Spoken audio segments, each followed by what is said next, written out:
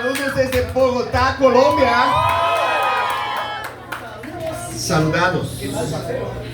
Estoy muy feliz de estar acá con ustedes, familia. Es un honor para mí estar acá. Amén. Estamos haciendo trámites de nuestros documentos y estamos visitando la iglesia acá en Lima, Perú. A los que no me conocen, bueno, yo no soy Rafael López Aliaga, aunque algunos ya se confundieron. Yo soy Danilo Bataglín, esposo de la señora Carolina Bataglín, papá de Manuela Postigo Bataglín. Regaló la dicha de poder estar acá sobre la iglesia de Lima 2019 hasta 2022 por la gracia de Dios, amén.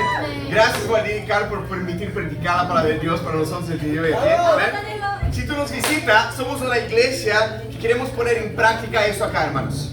Vivir a través de la palabra de Dios. Y te ruego que se junten nosotros a un estudio bíblico que vamos a hacer en ese momento, amén. Voy a iniciar con una oración. Padre, queremos darte gracias, Dios. Queremos exaltar a tu santo nombre, Dios. Es muy loco pensar, Dios, que en tu gloria los ángeles están cantando santo, santo, santo, y están con los ojos cubiertos, los pies cubiertos, porque eres tan perfecto, Señor. Y en ese momento te inclinas para escuchar nuestras oraciones, Padre. Lo que te ruego en ese momento, Dios, que tu palabra sea predicada en emociones, sino tu santa palabra para mi propio corazón y para cada corazón aquí esta tarde, Señor. Te amamos, Dios. Cámbianos, Padre. No podemos ser las mismas personas, no queremos ser las mismas personas, Dios. Queremos ser discípulos tuyos, queremos ser discípulos fieles. No queremos ser religiosos hipócritas, Señor. Queremos vivir tu palabra, queremos disfrutarla, queremos esa vida de abundancia espiritual, Dios.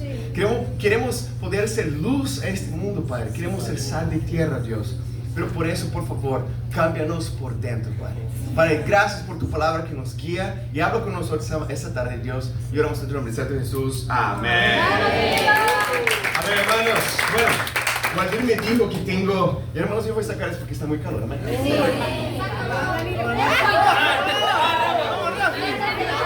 Oye, me siento en casa, amén. Pero Waldir me dijo que tenemos hasta las 8 de la noche acá, amén. Entonces, espero que estén desayunaditos bien, amén. Almorzado también, ya están cenados ya. No, es sincero, hermanos, yo quiero hacer un estudio bíblico con la iglesia de Lima. Amén. Antes de iniciar el tema principal que vamos a hablar, quiero establecer algunas premisas, unas axiomas iniciales. Vamos a Hebreos capítulo 12. Vamos a Hebreos capítulo 12. Enséñanos, hermano. ¿Estamos ahí? Sí. Versículo 4.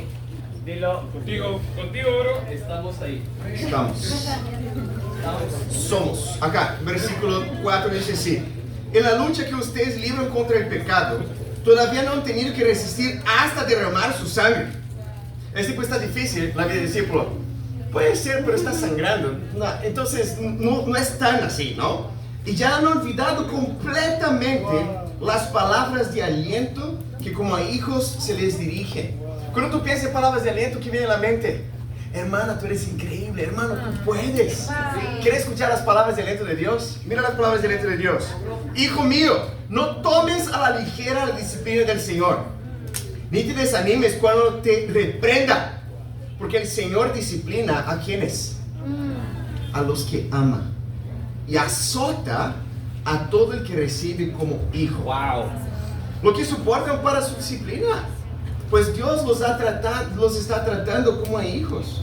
¿Qué hijo hay a quien el padre no disciplina? Si a ustedes se les deja así la disciplina que todos reciben, entonces son bastardos y no hijos legítimos. Después de todo, aunque nuestros padres humanos nos disciplinaban, los respetábamos. ¿No hemos más bien someternos al Padre de los Espíritus para que vivamos? En efecto, nuestros padres nos disciplinaban por un breve tiempo, como mejor les parecía, pero Dios lo hace ¿para qué? ¿Porque nos odia? No, nos ama. ¿Por qué ahí dice? Porque para nuestro propio bien, a fin de que participemos de su santidad. Sí. Ciertamente ninguna disciplina en el momento de recibirla es agradable, sino más bien que penosa.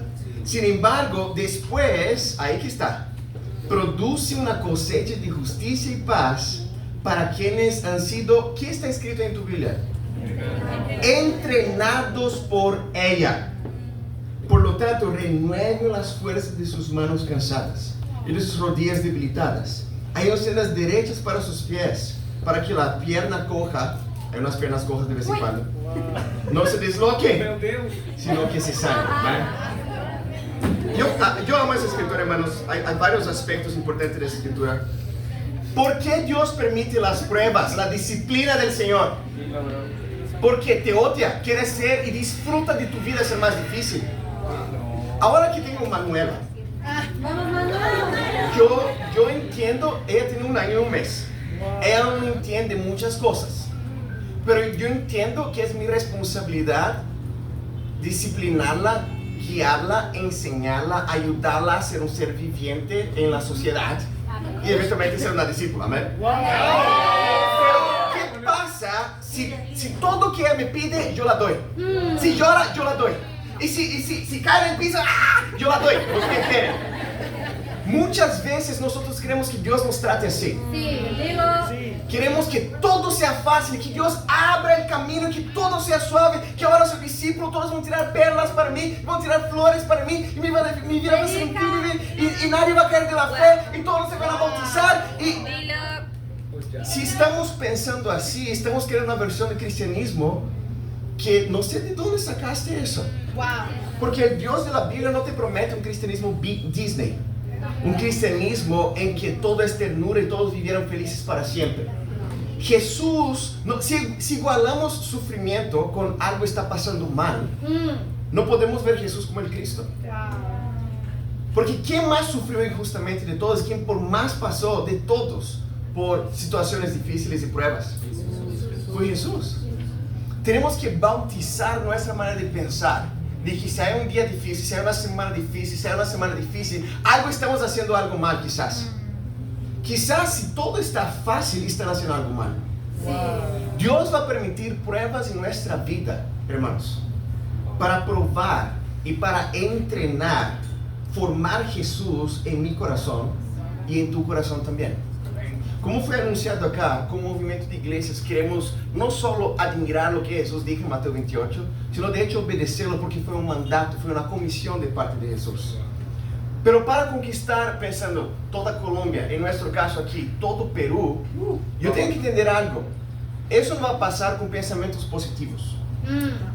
Eso va a pasar cuando cada uno de nosotros acá elija transformarse en una versión que tú aún no eres. Yo transformarme en una versión de mí que aún no soy. Y yo quiero ser. Yo no soy un buen padre para mi hija porque ¿de dónde yo sacaría que soy? Yo no sé ser, pero quiero ser y puedo aprender a ser. Dios transforma en mí para que sea. Si queremos ser las personas que van a ser de hecho luz del mundo para ese país, hermanos, tú quieres ser una versión, John, que es diferente del John de ahora. Isabelita tiene que ser una versión diferente que es ahora. No significa que está mal ahora, pero Dios necesita una versión de Marcelita, de cada uno de nosotros, que es diferente. Mi pregunta para ti es, ¿tú quieres eso? Porque si tú quieres, tú crees que Dios te va a dar como un vasito de paciencia y toma 2 tragos de eso acá y tú vas a ser otra persona en 3 semanas. No funciona así. De acuerdo con esta escritura, ¿cómo funciona? A través de las pruebas, a través de la disciplina de Dios, y Dios entrenándonos a pensar como Él piensa. Dios quiere que seamos una versión, hermanos, que ama lo que Dios ama, que odia lo que Dios odia y que piensa como Dios piensa. Vamos a 1 Corintios capítulo 3. Establecer otras premisas aquí importantes, ¿amén? 1 Corintios capítulo 3. Enséñanos. Quiero hablar con la iglesia de Lima específicamente. ¿Ya leyeron 1 Corintios alguna vez? Es interesante esa carta, ¿no? Estoy siendo optimista. Bueno, acá en 1 Corintios 3, vamos a leer acá en versículo 1. ¿Está conmigo? Dice así. Ese es Pablo. ¿Quién plantó la iglesia de Corinto? Pablo. Hechos 18, Pablo pasa tiempo, hay como unos casi 2 años, si no me engaño, ahí plantando. Después viene Apolos, también Priscila y Aquila, pero después Apolos quedó liderando la iglesia que Pablo había plantado. Después él fue para Éfeso, Hechos 19. Bueno, Pablo dice así: yo, hermanos, yo no puedo dirigirme a ustedes como a espirituales, sino como a inmaduros, apenas niños en Cristo. Les di leche porque no podían asimilar alimento sólido ni pueden todavía, pues aún son inmaduros. ¿Cuántas veces Pablo va a tener que hablar eso? No, ya entendí. Mientras hay entre ustedes celos y contiendas, así que se mide entonces, ¿no? ¿No serán inmaduros? ¿Acaso no se están comportando según criterios meramente humanos? Cuando uno afirma, yo sigo a Pablo, yo sigo a Apolos, ¿no es porque están actuando con criterios humanos? Después de todo, ¿quién es Apolos? ¿Y quién es Pablo? Nada más que servidores por medio de los cuales ustedes llegaron a creer. Según lo que el Señor le asignó a cada uno, yo sembré, Apolos regó, pero Dios ha dado el crecimiento. Así que no cuenta ni el que siembra ni el que riega, sino solo Dios, quien es el que hace crecer. El que siembra y el que riega están al mismo nivel, aunque cada uno será recompensado según su propio trabajo. En efecto, nosotros, me encanta ese versículo, ¿somos qué? ¿Qué significa esa palabra? ¿Qué palabra bonita? Colaboradores. ¿Qué significa eso?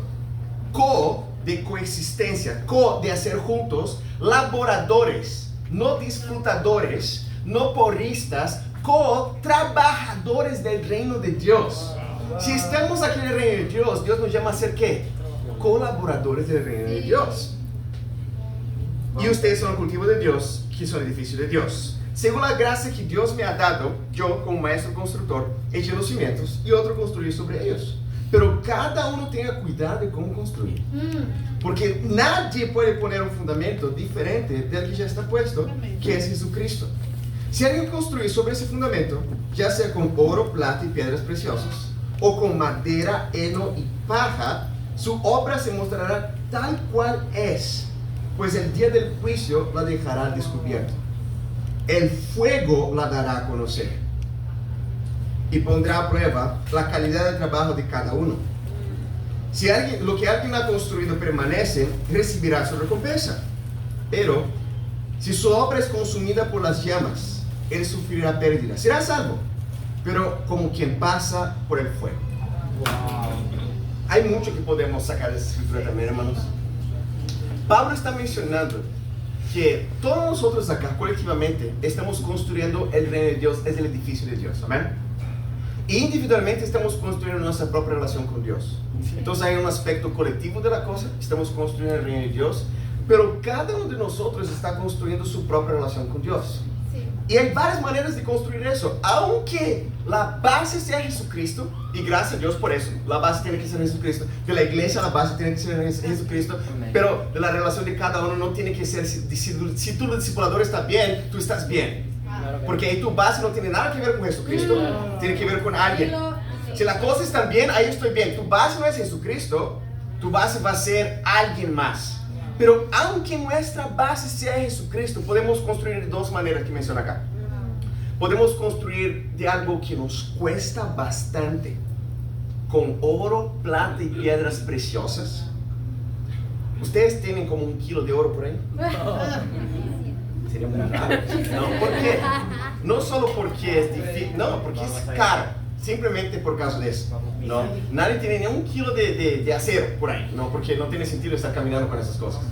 Pero es algo que la ilustración es algo que te cuesta, es algo que fue probado y aprobado. Tú tuviste que despertar temprano, tuviste que ayunar, tuviste que empeñadamente construir tu relación con Dios.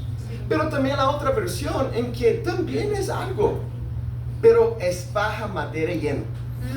Si tú ves 2 casas, una de acero y una de blocos de concreto increíble, y una de madera y por dentro de la madera baja, y las dos están bien pintadas y bonitas, ¿cómo se mide la calidad de cada uno? Porque si tú miras como casa bonita, incluso más rápido, wow, debe ser mejor. ¿Cómo se mide la calidad de cómo tú estás construyendo, cómo yo estoy construyendo mi relación con Dios? fuego. Fuego es una metáfora para qué? Bendiciones. No exactamente. Lo contrario. Este último año la iglesia de Lima ha pasado por pruebas. No sé si han notado eso. Es como solo Valdir y Carmen han pasado por las pruebas quizás. No, la iglesia entera pasa por las pruebas. Hay falsos hermanos que Dios los sacó. Hay personas que eran hermanos que se debilitaron y se fueron. Y ha sido un momento de prueba. ¿Eso significa que eso está siendo mal construido? Si fuera el caso, Jesús no podría ser igualado con Cristo, porque si cosas difíciles pasan con Jesús es porque no funciona de esa manera. Sí. Vamos a Juan capítulo 6. Juan capítulo 6. ¿Será que el ministerio de Jesús siempre estuvo creciendo? ¿Qué les parece? Porque Jesús, yo me pongo a pensar, quizás era un mejor maestro constructor de ministerio que Pablo, ¿no? Creo que es factible pensar de esa manera. Quizás podemos cerrar aquí ya, ¿no? Porque está quemando todo acá. El fuego. El fuego. Él está así. Estoy bien. Amén. Está oliendo partos ya. A ver, acá en Juan capítulo 6. ¿Estamos ahí? Sí. Vamos a ver acá en el versículo 60. ¿Estamos ahí? Juan capítulo 6, 60. Ya vamos a terminar la introducción, hermanos, yo prometo. Juan capítulo 6, versículo 60. Dice así: al escucharlo, muchos de sus, ¿quiénes? ¿Qué está escrito en tu Biblia? De sus discípulos exclamaron: esa enseñanza es muy difícil, Jesús. ¿Quién puede aceptarla? Jesús, muy consciente de que sus discípulos, ¿qué? Murmuraban por lo que había dicho, les reprochó: ¿eso les causa tropiezo? ¿Qué tal si ver el Hijo del Hombre subir a donde estaba antes? El espíritu da vida, la carne no vale para nada. Las palabras que les he hablado son espíritu y son vida. Sin embargo, algunos dicen que no creen. Es que Jesús conocía desde el principio quiénes eran los que creían y quién era el que iba a traicionarlo. Así que añadió: por eso les dije que nadie puede venir a mí a menos que se lo haya concedido el Padre. Mira el versículo 66. Desde ese momento, muchos de sus discípulos le volvieron la espalda y ya no andaban con él. Así que Jesús les preguntó a los 12: ¿también ustedes no quieren marcharse? Señor, contestó Simón Pedro, ¿a quién iremos? Tú tienes palabras de vida eterna y nosotros hemos creído y sabemos que tú eres el Santo de Dios. Por acá, Jesús tuvo un momento del ministerio en que Él estuvo dispuesto a resetear completamente la cosa. Jesús estaba predicando y varias personas querían seguir a Jesús porque querían poner en práctica lo que Jesús seguía y se volvían discípulos de Jesús. Y Jesús los bautizaba. Había varias personas que también seguían porque querían los panes y los pescados y los milagros que Jesús hacía. Pero acá, después que Jesús predica que el pan de vida, muchos de sus discípulos dicen: Jesús, eso es muy difícil. Yo no estoy dispuesto a seguir esa parte, Jesús. Y Jesús no hace: ay, no, por favor, yo puedo cambiar un poco el mensaje para que más personas no tengan que irse del reino de Dios, porque es muy triste verse personas yendo, porque esas personas están yendo, quizás las cosas, estoy predicando algo mal. Y Jesús no hace nada de eso. Jesús ve varios discípulos dando la espalda para Él, y Jesús mira a los 12 porque ve a los apóstoles. ¿Y ustedes no quieren marcharse también? Jesús está dispuesto a regresar a Juan 1, a iniciar completamente, elegir otros 12 para predicar el estándar bíblico de ser un discípulo de Jesús de verdad. Jesús no quería acomodar el mensaje para que más personas no se fueran del reino de Dios. Jesús está dispuesto a iniciar desde el cero, a reimplantar su ministerio para tener discípulos verdaderos. El tema es que hace un momento había varios discípulos que querían seguir a Jesús, pero ellos encontraron una línea que no estaban dispuestos a cruzar por eso. Jesús, sabemos muy bien, en la cruz no puso ninguna línea por cada uno de nosotros. Él estuvo dispuesto a dar todo de sí. ¿Quién soy yo para meter una línea en que Dios pide para mí? Pero también, ¿quién eres tú de poner una línea de lo que Jesús predica? Y si Waldir, si yo, si Apolo, si Pablo predica un Jesucristo que es diferente de las Escrituras, que pide una versión de compromiso tuya que es un poco más adaptada al estilo limeño, un poco más aguada a que te apetece, ahí no vamos a estar predicando un Jesús de la Biblia. Vamos a estar predicando una versión de Jesús que mi propio corazón quiere escuchar. Yo como Danilo, yo quiero un Jesús que no me demanda compromiso, un Jesús que puede estar con mi familia y no tengo que sacrificar mi trabajo, que no tiene que sacrificar su carrera. Queremos naturalmente un Jesús que es siglo XXI. Pero Jesús aquí claramente, Él estuvo dispuesto a no conmover para allá y para acá un estilo de vida que de verdad sana, un estilo de vida que de verdad transforma, un estilo de vida que de verdad nos salva, hermanos. Mi intención con esta prédica es ayudarnos a entender que para llegar allá y transformarnos en esta versión que aún no soy, aún no somos, vamos a tener que pensar como Dios piensa, amar lo que Dios ama y rechazar lo que Dios rechaza. El título de la prédica es: sintamos lo que Dios siente. Sintamos lo que Dios siente. Muy bueno, vamos. Vamos a Números capítulo 25. Vamos a Nilo. Números capítulo 25. Punto número 1. Sintamos lo que Dios siente sobre el pecado. Vamos. Predica. Números capítulo 25. Actualmente estoy loco de números. Porque, ¿sabes cuando tú lees un libro para tu tiempo con Dios y es como, wow, parece que nunca leí ese libro? Es como, qué locura, qué locura. Voy a contar un poco con nuestra memoria bíblica. Números 22, bueno, todo el libro de Números no habla sobre ingeniería, no tiene nada que ver con esas cosas, ¿verdad? Está hablando del pueblo israelita post Mar Rojo, después que ellos pasaron por el Mar Rojo, pero ellos no el otro día llegaron a la tierra prometida. Hubo un periodo de ¿cuántos años? 40 años, ¿dónde? ¿En la playa? No, en el desierto. Atacama. No, en el desierto. Y desierto es una metáfora para qué también? Para pruebas. Jesús, después de ser bautizado, fue directo para la gloria. No, Él estuvo 40 días en el desierto. Y nosotros, hermanos, fuimos bautizados, pasamos por el Mar Rojo, llamemos así, y todos llegamos al cielo. No. Sería increíble, pero nadie nos alcanzaría a nosotros si eso hubiera pasado con quien nos alcanzó. ¿Amén? Sí. Gracias a Dios que aún en el desierto podemos alcanzar a otras personas en el desierto. Pero Números trata de la, infelizmente, infidelidad del pueblo durante el desierto. Como el pueblo dejó y olvidó completamente que Dios y fuego y abrió el mar, completamente olvidó que Dios les sacó de la esclavitud físicamente y que estaban siendo llevados. Sí había maná, no había como un pollo a la brasa, un pollo broster, pero ellos estaban como insatisfechos con lo que Dios estaba dando para ellos. Dios había prometido la tierra que manda leche y miel, pero aún estaba ahí y ahí salió mucho su corazón. Varias cosas pasan, te invito a leer por favor el libro de Números. Pero en Números 22 es una situación en que el pueblo israelita ya había ganado algunas batallas para poder alcanzar la tierra prometida. Y cuando un rey moabita llamado Balac ve que ellos estaban teniendo algunas victorias, él se llena de miedo y él contrata a un hechicero llamado Balaán para maldecir el pueblo de Dios para que pudiera atacar el pueblo de Dios después. Porque cuando las cosas no funcionan de su manera, hay que tornarlas diabólicas, ¿no? Y ahí él contrata a Balaam para maldecir el pueblo de Dios. Y ahí la famosa situación de la burra que habla con él. ¿Se acuerdan de esa escritura? Increíble la escritura. Imagina a tu perro hablando contigo. Y te reprendiendo incluso. Dios mío. Sería interesante eso.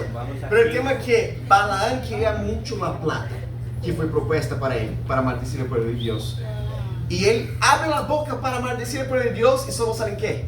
Bendiciones. Segunda vez, el segundo oráculo, maldiciones, no, bendiciones. Como unas 6 veces eso pasa. El pueblo de Dios no tenía idea que estaba siendo atacado espiritualmente con la situación. Estaba allá de lejos del campamento y Dios estaba protegiendo, incluso bendiciendo su pueblo. En ese exacto momento quizás hay un montón de guerra espiritual pasando y ni tenemos idea de que tan tenemos que ser agradecidos con que Dios nos está protegiendo, hermanos. Pero Números 25, vamos a dar un zoom de lo que estaba pasando dentro del campamento. Vamos, Danilo. Vamos a ver acá, capítulo 25, versículo 1. ¿Estamos ahí? Números 25, 1 dice así: mientras los israelitas acampaban en Sitín, comenzaron a prostituirse con las mujeres. Wow. ¿Qué? Meu Deus. Con las mujeres moabitas, las cuales los invitaban a participar en los sacrificios a sus dioses. Wow. Los israelitas comían delante de esos dioses, se inclinaban a adorar. ¿Cómo ustedes creen que Dios se siente? Bendiciendo y protegiendo y bendiciendo, y ahí damos un zoom en qué está pasando en el campamento, y está habiendo prostitución. Un spoiler es que Balaam, él entendió, ¿sabes qué? Rey Balaam, no hay como atacar al pueblo de Dios con maldiciones, solo hay una manera, por dentro. Envía Wow. prostitutas para que ellas estén ahí paseando dentro del campamento. El pueblo se va a corromper, y ahí nosotros no podemos atacar, pero Dios sí puede atacar, porque ellos van a estar yendo contra Dios. El reino de Dios no puede ser atacado por fuera de circunstancias económicas de la sociedad, hermanos. Solo hay una manera de atacar el reino de Dios.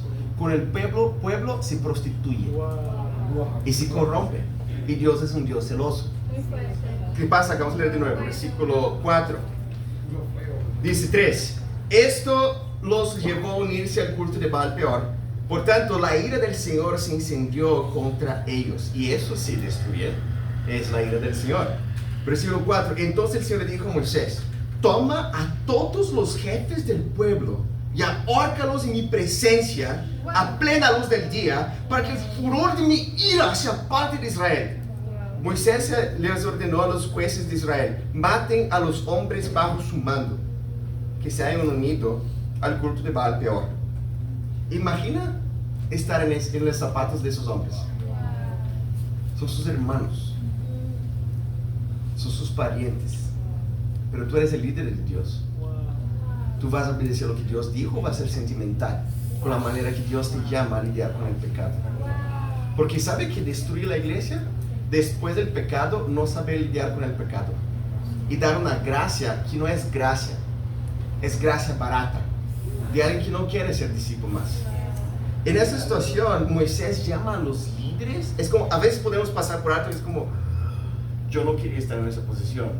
Imagina tener que, es como, pero estás juzgando que está mejor. No, pero fue lo que literalmente Dios dijo para las personas que se prostituyeron con las moabitas, que entraron, matar a esas personas.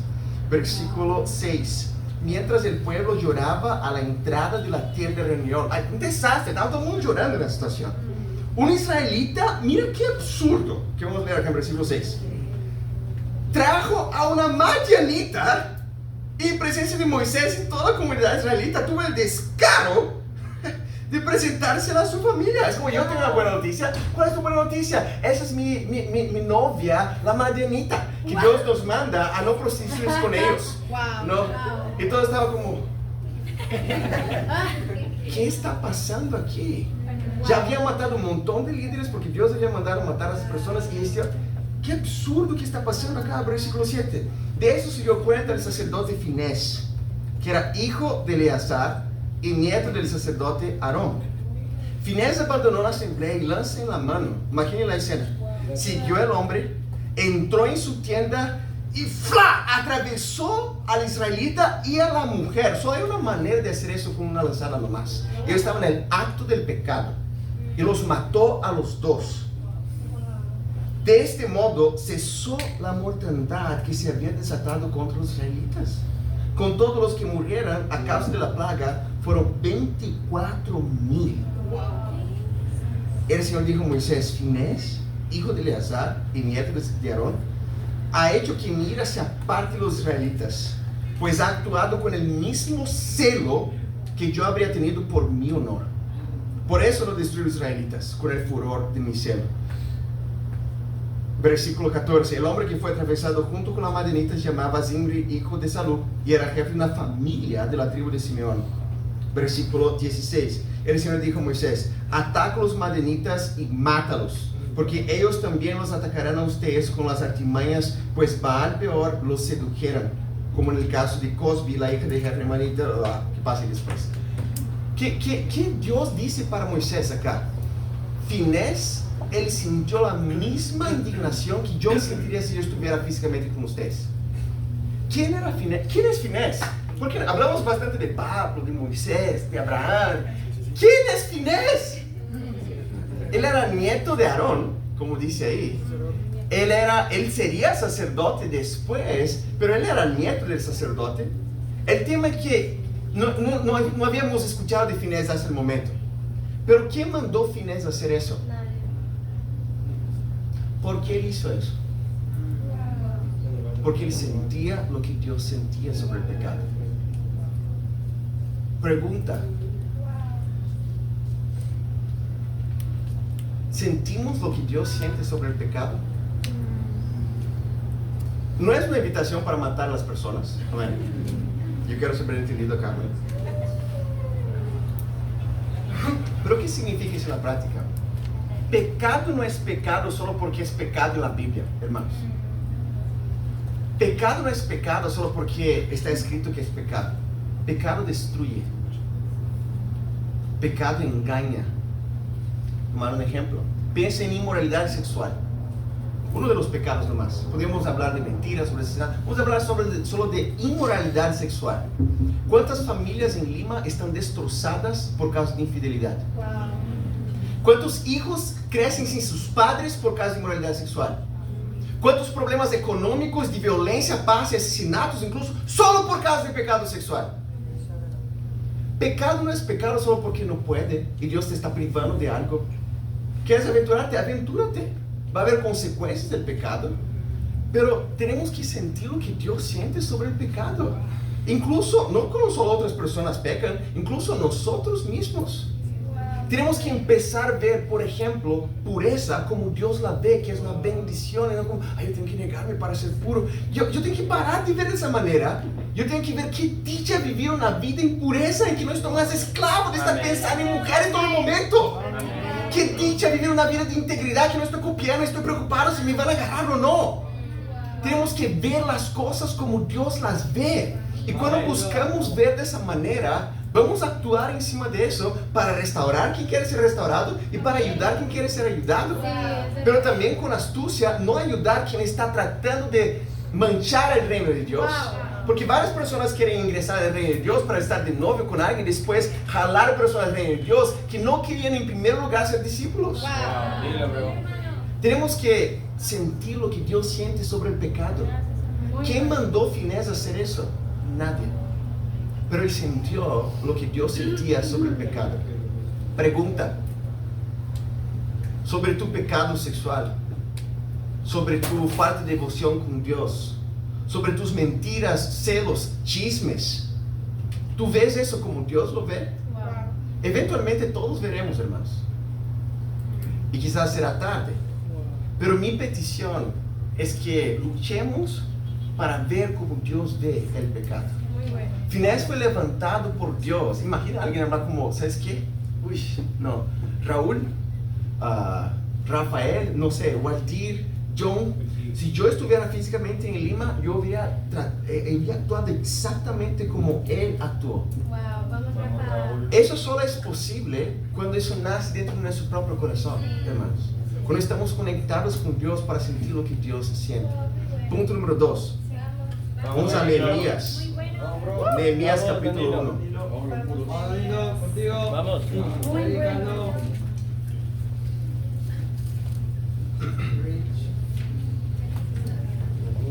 Danilo, Danilo. Nehemías capítulo 1, ¿estamos ahí? Ya, llegué. Página 400. Sí, de hecho. Voy a contar con un poco de nuestra memoria bíblica. Amén. Vamos, brother. Vamos a intentar. Punto número 2. Sintamos lo que Dios siente por la nación. Vamos, bro. Sintamos lo que Dios siente por la nación. Estamos ahí en Nehemías capítulo 1. Sí, vamos Rafa. Vamos a leer acá en el versículo 1. Vamos. Déjame abrir mis apuntes acá. Contigo. Acá, ahora sí. Versículo 1 dice así: estas son las palabras de Nehemías, hijo de Jacalías, Ten buen nombre para tu hijo en el futuro, amén. El que en el mes de Quisleo del año 20, estando yo en la ciudad de Susa, llegó Hananí, uno de mis hermanos, junto con algunos hombres de Judá. Entonces pregunté por el resto de los judíos que habían librado del destierro por Jerusalén. Ellos me respondieron: los que se libraron del destierro y se quedaron en la provincia están enfrentando una gran calamidad y humillación. La muralla de Jerusalén sigue como derribada, con sus puertas consumidas por el fuego. Al escuchar eso me senté a llorar.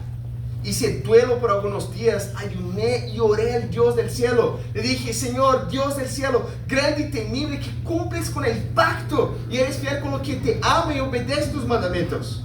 Te suplico que me prestes atención, que fijes tus ojos en este siervo tuyo, que día y noche ora en favor de tu pueblo Israel. Mira eso. Confieso que los israelitas, entre los cuales estamos incluidos mi familia y yo, hemos pecado contra ti. Te hemos ofendido y nos hemos corrompido mucho. Hemos desobedecido los mandamientos, estatutos y leyes que tú mismo diste por tu siervo Moisés. Recuerda, te suplico, lo que dijiste a tu siervo Moisés: si ustedes son infieles, yo los dispersaré entre las naciones.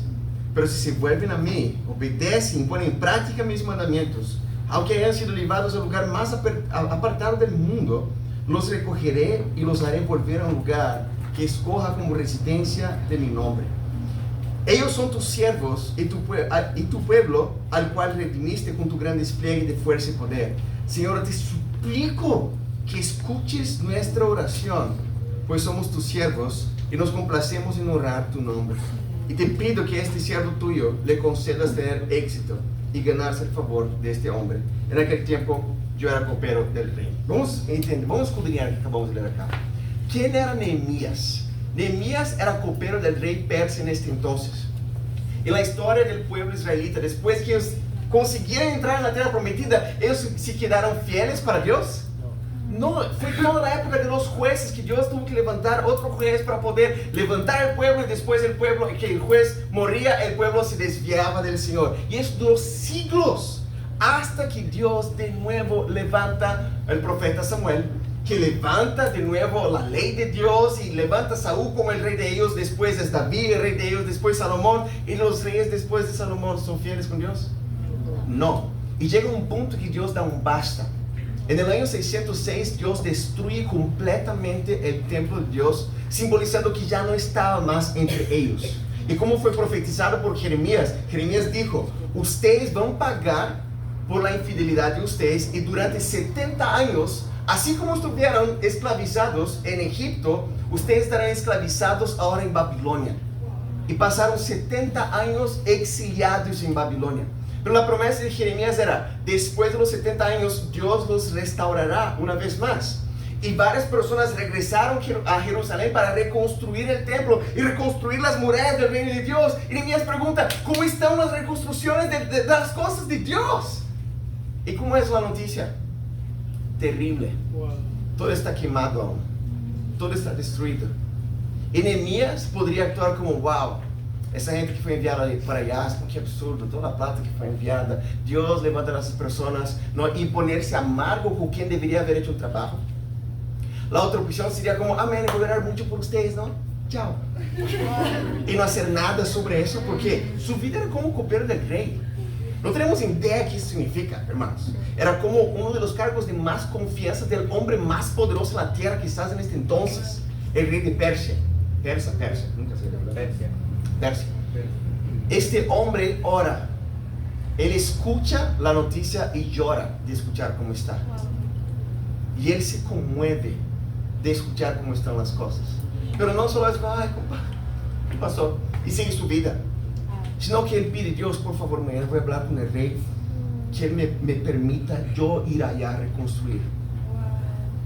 Él era reconstructor y era ingeniero y sabía, no, pero alguien tenía que hacer algo. Y él entendió: quizás yo soy esa persona. Lo que me encanta de Nehemías es que varias personas fueron llamadas de manera muy loca por Dios. No sé, Moisés a través de la zarza ardiente, y Moisés hablando con Dios es como algo miraculoso. O Pablo, que Jesús le aparece en una visión: Saulo, Saulo, ¿por qué me persigues? O Abraham en una visión, o tantas personas increíbles. ¿Cómo fue el llamado de Nehemías? A través de una noticia. Él escuchó y se conmovió y quiso hacer algo sobre eso. Si Dios te va a llamar hoy, no espere necesariamente un árbol o una burra hablar contigo para que podamos ser levantados por Dios. Pero tenemos que abrir nuestros ojos de cómo está el estado del cristianismo en el mundo, hermanos. Sí. ¿Cómo se aplica a nosotros? Daniel, no entiendo. ¿Qué las murallas? Las murallas de qué es cristianismo actualmente es completamente destrozada. No hay un límite de qué significa ser un discípulo de Jesús y ser un cristiano. Porque yo soy cristiano, pero estoy teniendo una relación en que nos besamos, hacemos, nos tocamos, pero no tenemos sexo. ¿Qué es ser un discípulo al final del día? Está completamente deturpado. ¿Dónde está la línea? ¿Es el plan de salvación? ¿Esto no es el plan de salvación? Se está esfumado. Sí. No hay definición, no hay una línea que separa. Eso significa ser un discípulo de Jesús, eso no significa ser un discípulo de Jesús. Varias personas que se auto-intitulan cristianas y tienen sus hijos. Wow, mis hijos entran a la universidad y llegan tarde, llegan a las 2 de la mañana porque están en una parranda por allá, están las verbenas por allá. Y ahora que es discípulos, como, ¿dónde estabas? Llegaste a las 10 de la noche, a intersemanal. ¡Qué absurdo! Te están controlando. ¿Qué tú prefieres? ¿No eras cristiano en primer lugar? ¿Por qué? Porque no hay una marca. Eso es ser discípulo, eso no significa ser un discípulo. Sí. ¿Qué significa el plan de salvación? Ay, tú no puedes hablar, es literal lo que está escrito ahí. Y varias personas no quieren levantarse para reconstruir las murallas del reino de Dios. Dios nos llama a reconstruir esas murallas, hermanos. No físicamente, sino a través del reino de Dios. Wow. Y nosotros primero apuntar esa espada para nuestro propio corazón. Porque esa espada de doble filo corta para allá, pero corta para acá también. Y definir si queremos ser los discípulos de la Biblia de verdad o queremos ser solo títulos de discípulos de Jesús. Lo que me encanta de Nehemías es que él sintió por la nación lo que Dios sentía. Sí. Y por la noticia él se conmovió para querer hacer algo. Amén. Yo soy tan agradecido a Dios de mi querido hermano Waldir. Hermanos, yo no sé si ustedes aprecian lo que ustedes tienen acá. Waldir es una de las personas más inteligentes, un capo, como escucha acá, ¿no? Sí. Que yo conozco en mi vida. Universidad de São Paulo, yo tengo el honor de tener un título de allá también, ¿no? Pero de bachiller normal. Pero Waldir tiene maestría y doctorado de allá. Otra cosita, ¿eh? Waldir podría estar fácilmente haciendo como unos 30,000 soles por mes, hermanos. Wow. En compañías allá de Brasil. ¿Por qué? Tiene compañeros que están haciendo ese dinero acá. Pero está tratando de ser alguien que se conmueve de cómo están las murallas en Perú. Pero lo que es increíble de Nehemías es que él consigue no solo él sentir eso, sino que conmover todo el pueblo a querer reconstruir la muralla del reino de Dios. Y de hecho en 52 días él logra terminarlo. Imagina qué absurdo eso. Es porque Dios quiso, pero a través de los que se propusieron hacer. Hermanos, no hay una manera de salvar a esa nación para Dios. No es con Waldir dejando todo y hacer las cosas. Es con cada uno de nosotros. Nosotros somos los blocos. Nosotros somos esas piedras quemadas. Nosotros somos lo que Dios puede utilizar para reconstruir el reino de Dios. Pero tenemos que sentir lo que Nehemías sintió también. Y conmoverse. ¿Quién mandó a Nehemías ir allá? ¿Qué discipulador habló con él? ¿Me entiendes? Ese nació de su corazón. Si el reto práctico de la prédica hoy fuera, ¿sabes qué? Reto práctico, sienta lo que Dios siente. No es tan práctico así. Es como, yo quiero, pero ¿cómo?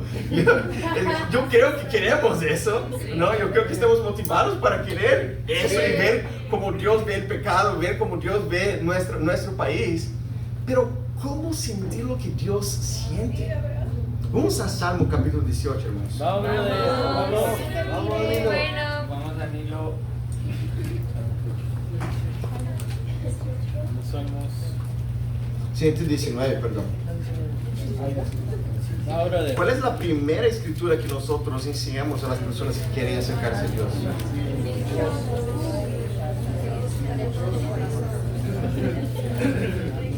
Eso que escucho de acá, no todos hablamos. Versículo 1 dice, dichosos los que van por caminos perfectos, los que andan conforme a la ley del Señor. Dichosos los que obedecen sus mandamientos y de todo corazón lo buscan. Esa es la escritura que fue la primera que empezó a transformar mi corazón 14 años atrás. Y probablemente tu corazón también. Pero no significa que tú estás obedeciéndola hoy. No sé si ya pararon para pensar sobre eso. Sí. Como unos 3 meses atrás yo estaba dando un estudio buscando para un muchacho de la universidad, un chino, como dice allá en Colombia. Un pelado acá, un pelado. No sé cómo se dice. Un chibolo, es verdad. Y yo estaba como, pero si tú quieres buscar a Dios, si tú quieres buscar a Dios, de una escala de 0 a 10, ¿cómo tú entiendes de buscar de todo el corazón? Uy, 10. ¿Cuánto tú estás buscando hoy? Y yo, uy, no, como 6. Yo estaba pensando, ¿sabes cuando el estudio es para ti? ¿Ya te sentiste así? ¿Sabes el estudio de cruz que tú estás llorando más que la persona? Dios, perdón. Y yo estaba así buscando a Dios, escritura 1. Yo estaba como, yo no estoy buscando a Dios con todo mi corazón. Y eso no puede ser. Y me dio vergüenza. La persona no entendió nada. Se loco ahí, ¿no? Dichoso, está llorando. Y yo, bueno, pero yo entendí. Solo hay una manera de poder sentir lo que Dios siente, hermanos. Si estamos conectados con Dios, y de hecho buscamos a Dios con todo nuestro corazón. Yo sé que para mí es dar mi mejor. Y sé cuando no estoy haciendo eso en mi relación con Dios.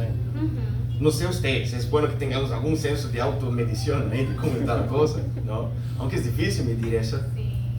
Pero yo tomé una decisión ese día, hermanos. Yo voy a volver a enamorarme con Dios. Yo puedo decir que volví a estar muy enamorado con Dios. Amén. Y lo que yo he hecho estos últimos 3 meses, yo diría, es que yo me propuse a no tener tiempos con Dios, a no terminar el día de no tener tiempos con Dios mediocres. Yo encontré un parque lineal cerca de mi casa donde vivo allá, que es como, eso siempre estuvo acá. Y a mí me encanta caminar orando, orar caminando, o como tú quieras. Entonces, yo salgo, Luli, que es peruana, mi perrita, está allá, dando trabajo, la hermana que está con ella. Pero yo salgo con ella preferentemente antes de nacer el sol, porque es más silencio también, y no hay claxones en la calle, es mejor. Vamos, Andy. Y es increíble, es como era un horario perfecto para conectarse con Dios. ¿Tú tienes que hacer eso? No, pero yo comparto lo que a mí me está ayudando. Yo encontré un café al final de este parque que abre a las 6 de la mañana. Eso es perfecto para un tiempo con Dios, ¿me entiendes? Tipo, Vamos, café. fue diseñado para mí. Yo quiero tener tiempos con Dios ahí todos los días. Y si tú compras 6 cafés, ganas el 7º gratis. Promoción. Pero lo que quiero ayudarte a entender es que yo me siento animado con Dios y muchas cosas han pasado en la vida, desde enfermedades de mano que tuvo bronca, pero podemos tener paz y dicha cuando buscamos a Dios con todo nuestro corazón. Podemos no depender si hay personas fieles o hay personas que están cayendo en la fe. Si me deleito en la ley del Señor y mi base de hecho es Jesucristo. ¿Cuál es el reto práctico? No hay reto práctico, porque si no yo te diría lo que tú tienes que hacer. Pero todo el sentido de proactividad es que tú quieras hacer algo para Dios. Sí, muy bueno. ¿Quién mandó Finés a hacer eso? ¿Quién mandó Nehemías a hacer eso? No hubo reto práctico para ellos, pero porque ellos estaban conectados con Dios, ellos se levantaron para hacer la voluntad de Dios, sintiendo lo que Dios sentía. De manera bien práctica, ¿cuál es el reto práctico? Enamórate con Dios. Solo hay una manera de sentir y estar conectado con Dios, es pasar más tiempo con Él. Amén. ¿Sabe cuando tú pasas tiempo con alguien, incluso empiezas a hablar como la persona? No sé si ya pasó con ustedes. Sí. No, eso siempre pasa en el reino. ¿Cómo está, hermano? Increíble. Ay, ¿cómo fue la cita? Increíble. No, eso fue en el reino, ¿no? Pero empezamos a hablar eso en el reino porque pasando tiempo juntos, eso pasa. ¿no?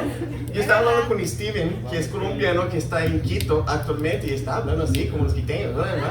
Yo no sé imitar eso, pero es tipo, ¿por qué estás hablando así? Pero porque él está pasando tiempo con ellos y es inevitable no estar parecido con ellos.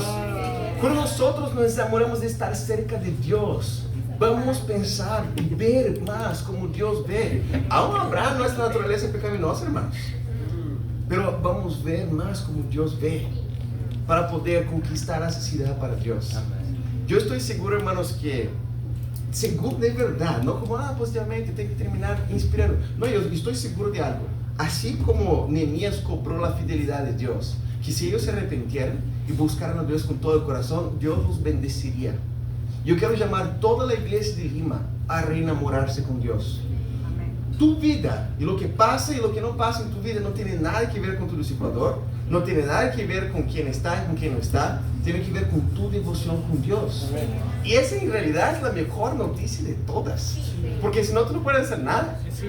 Pero ahora, entendiendo que es como, wow, yo quiero asumir responsabilidad, yo quiero proponerte que a partir de mañana, o quizás hoy, ¿no? Pero a partir de mañana, tú dediques un buen tiempo de oración y lectura de las Escrituras.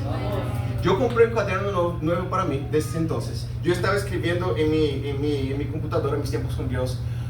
No tienen que hacer eso. Pero a mí agarrar un lápiz y escribir entra más en mi cabeza. No sé si para ustedes es así. Entonces yo gasto más tiempo leyendo y estudiando las Escrituras, incluso que orando. ¿Cuál es más importante? No importa, las dos cosas son importantes. Pero reenamórate con Dios. Compra un cuaderno bonito, compra una caneta chévere, compra una Biblia nueva, compra una Biblia nueva para mí. Pero estemos fascinados con Dios. Y ahí vamos a ver escrituras como esas que vimos, como yo nunca había visto números así. Pero Dios quiere enseñarnos una versión que no habíamos visto antes, pero que necesitamos ahora. Imagina si todos nosotros estamos enamorados con Dios. Va a haber pruebas. Va a haber pruebas. Pero no va a haber que temer, porque debemos temer más estar lejos de Dios que temer las pruebas. Personas van a pecar contra ti. Pero ahí tú vas a vivir el Jesús de la Biblia que da perdón y que recibe perdón para otras personas. Va a ser increíble, pero Dios te va a entrenar para que sea increíble. Veamos cómo Dios ve las cosas. Rechacemos lo que Dios rechaza. Amemos lo que Dios ama. Y este año aún sintamos lo que Dios siente y para Dios sea la gloria.